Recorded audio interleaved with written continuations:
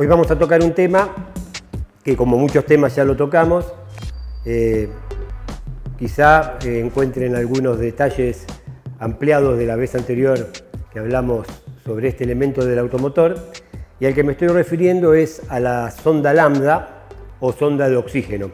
La sonda lambda es un elemento fundamental en los vehículos de inyección y es un elemento fundamental porque tiene la función de que el calculador de inyección, que es el encargado de decidir cuánto combustible va a ir a la rampa de inyectores, tenga una información exacta, una información muy fiel. ¿Por qué? Tendremos que hacer un poquito de retroceso y meternos en un aspecto químico que tiene que ver con la mezcla estequiométrica. ¿De qué hablamos cuando hablamos de una mezcla estequiométrica? Independientemente de que ahora estamos hablando de automóviles y de motores de combustión interna. Químicamente, una mezcla estequiométrica es la mezcla ideal donde dos componentes, valga la redundancia, se mezclan y después de la reacción química no queda ninguna molécula sobrante. Es decir, es una mezcla tan perfecta que cuando la reacción se produce, todas las células se transformaron en lo que la reacción química quiere que se transformen.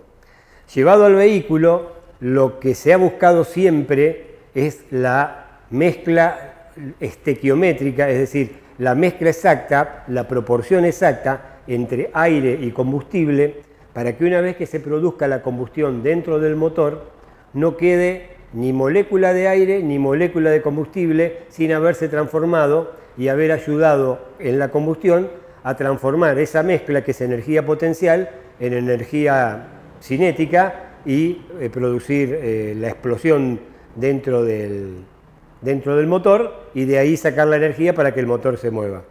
Espero haber sido bastante claro con esto. Estamos buscando entonces una proporción ideal. Después de los estudios que se hicieron en su momento, ustedes saben que el motor de combustión interna tiene más de 100 años, bastante más de 100 años. Y siempre los ingenieros estaban buscando la proporción estequiométrica porque era la que les iba a dar un buen aprovechamiento del combustible. Y en un vehículo de gasolina, en un vehículo de nafta, esa proporción es 14,7 partes de aire por una parte de combustible. Si nosotros logramos mantener dentro del cilindro, no importa la velocidad, no importa el momento, no importa ninguna condición externa, y siempre logramos que el aire que entra y el combustible que entre tengan esa proporción de 14,7, eso nos va a asegurar que se va a consumir todo el combustible sin que sobre absolutamente nada y el aire se va a transformar sin que sobre ninguna molécula. Entonces eso nos va a dar un muy bajo consumo porque vamos a tener un aprovechamiento total de todo el combustible que entra. ¿Qué pasa si esta fórmula estequiométrica no se cumple? Y en vez de 14,7 tengo 20 partes de aire y una de combustible. Bueno, si tengo 20 partes de aire y una de combustible, evidentemente voy a tener una proporción menor de combustible. Entonces uno dice, bueno, voy a ahorrar porque tengo más aire, menos combustible, ahorro. No, en realidad no ahorro porque no alcanzo a aprovechar la potencia del motor. ¿Y qué pasa si tengo 10 partes de aire y una parte de combustible? Bueno, ahí es mucho más notorio. Voy a dejar que haya una gran cantidad de combustible sin quemarse y va a pasar por el motor sin pena ni gloria y no nos va a erogar potencia. Entonces, para que nosotros tengamos una proporción ideal para el consumo y el aprovechamiento de la potencia en la mezcla aire-combustible, esta tiene que ser 14,7. Si fuese un vehículo diésel, esta proporción cambia a 14,5 porque esto tiene que ver con los pesos moleculares que tiene la nafta, que tiene el gasoil con respecto al peso molecular que tiene el aire. Cuando estamos hablando de proporciones, estamos hablando de pesos moleculares, 14,7 contra 1. ¿Cuál es la función entonces de la sonda de oxígeno? Volvemos. La sonda de oxígeno sondea la cantidad de oxígeno que sale sin quemar en los gases de escape y le va dando esa información a la computadora para que la computadora empiece a variar la entrada de combustible conforme a la cantidad de aire. Esto que yo tardo bastante en explicarles, la computadora lo hace cientos de veces por segundo.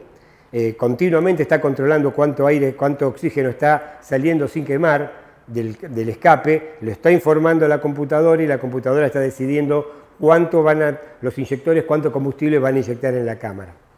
La fórmula estequiométrica de 14.7 es conocida desde muchísimos años atrás. ¿Qué pasaba cuando no estaba la sonda de oxígeno? Porque ustedes saben, la sonda de oxígeno fue inventada por Bosch en el año 1970, con el advenimiento de los primeros intentos de inyección electrónica en los vehículos, pero hasta esa fecha los vehículos andaban a carburador.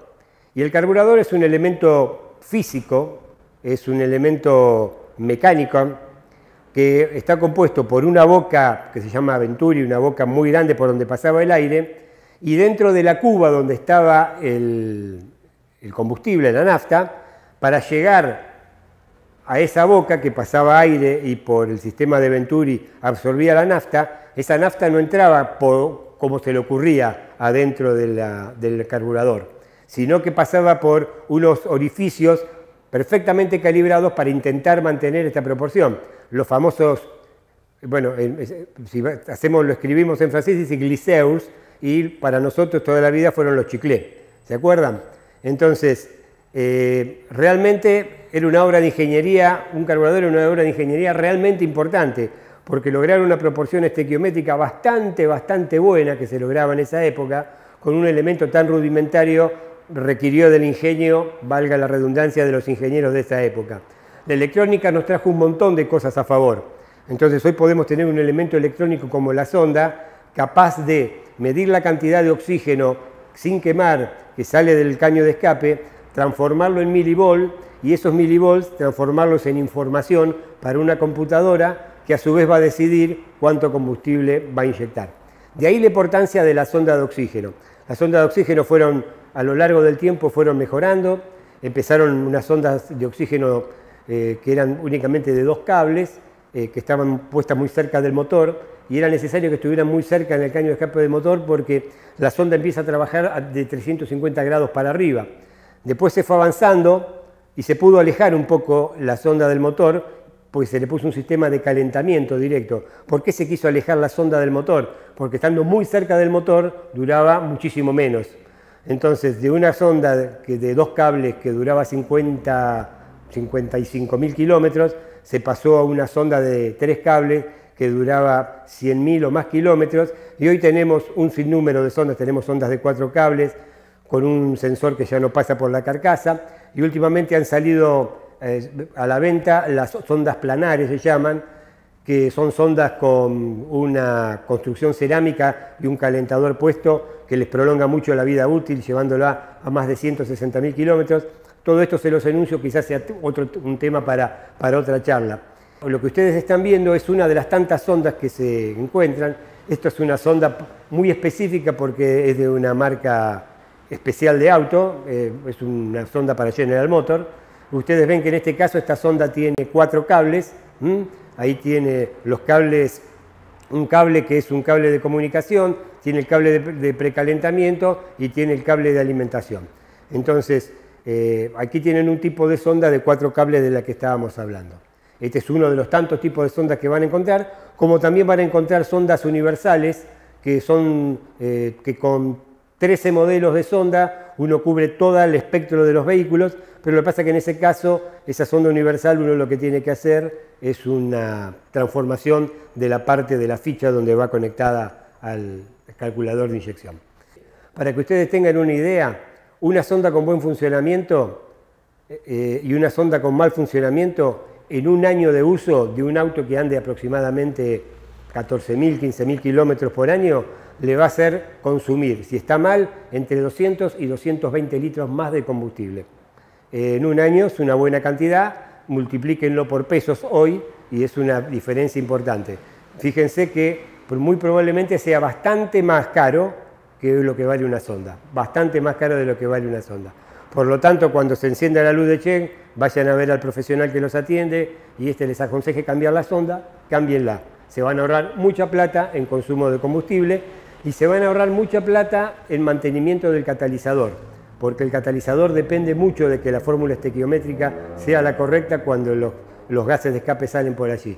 Cuando el vehículo está combustionando mal, el catalizador sufre y eso trae también aparejado un deterioro rápido y más gasto de dinero.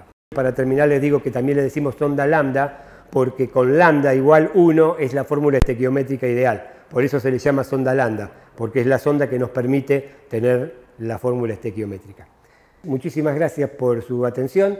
Nos veremos nuevamente en una próxima emisión. Les recuerdo nuestros medios de comunicación. Tenemos nuestro teléfono donde nos pueden mandar un WhatsApp también. Es el 223-523-7253. Estamos en Instagram, estamos en Facebook. Cuando ustedes lo deseen se comunican con nosotros. Entonces les agradezco nuevamente y nos veremos nuevamente para charlar del automóvil y su tecnología.